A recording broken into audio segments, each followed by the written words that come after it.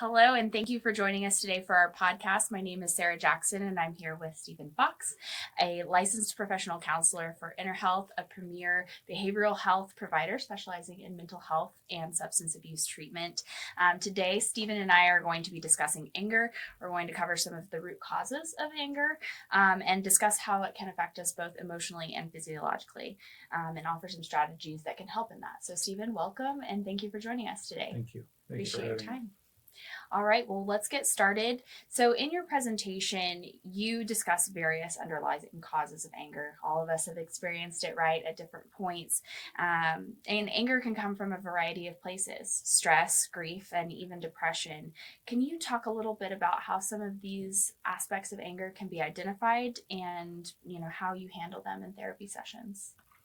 Well, the first thing in any therapy is to build trust and confidence with the patient.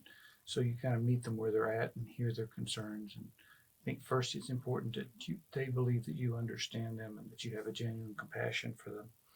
And then you can move into more therapy techniques such as CBT, cognitive behavioral therapy, working with the person over time. And specific to anger, there's things like mood logs, anger logs that you can train them to track and monitor their own anger episodes and their responses to it. And you walk them through that and practice that with them over time. Okay. And so I'm assuming that probably really helps them kind of see where maybe some of their triggers are, and then as you're going through these sessions you can address that. Exactly. And it gives them a safe place to work on that.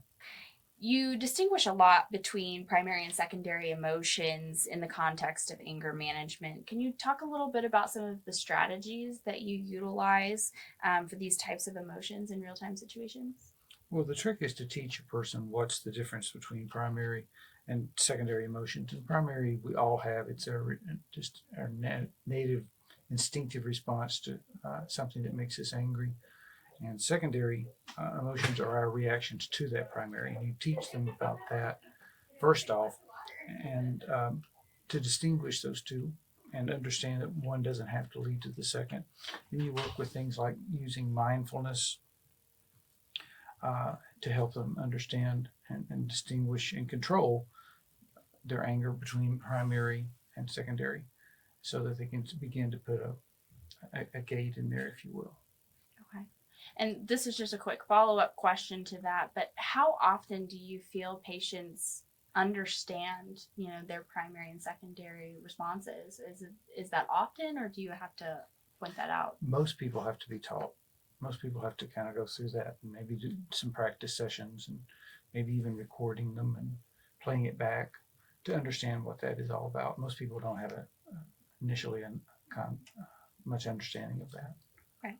So there are different responses to anger, especially through kind of those outward and passive forms of aggression. Can you talk a little bit about how both of those play a role in people's interpersonal relationships? Sure. So first you have to teach people what that's all about. So many people have grown up that way and they don't know any other way to be. And that you have to teach them that outward aggressive is actually yelling at someone or threatening someone, physical or verbal. But passive aggressive is more like silent treatment or mocking or just sarcasm is a classic one.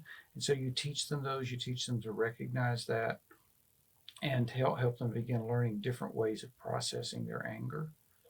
All right. Well, thank you, Stephen, so much for your time today. We really appreciate it.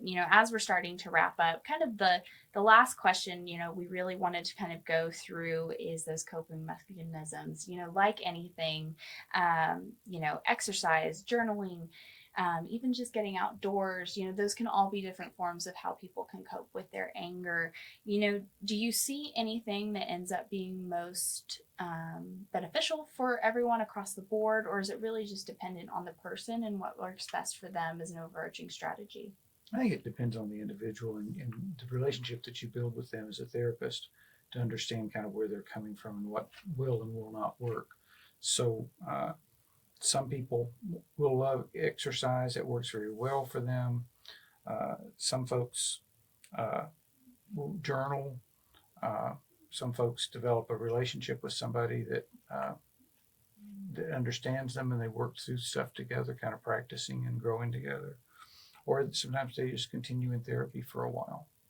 It really just depends on the person and kind of what they see as best. I Yes. think that makes sense. We all have different triggers and obviously different coping mechanisms as well. Well, Stephen, thank you so much for your time today. We appreciate it, and we look forward to speaking with you again sometime soon. Thank you. If you'd like to attend a webinar on this important topic, you can join us on Thursday, May 16th. Go to the events and webinars page on innerhealth.com or by emailing info@innerhealth.com. If you or someone you love is struggling with anger issues, reach out to the experts at InnerHealth by calling 800-388-4601 or visiting innerhealth.com today.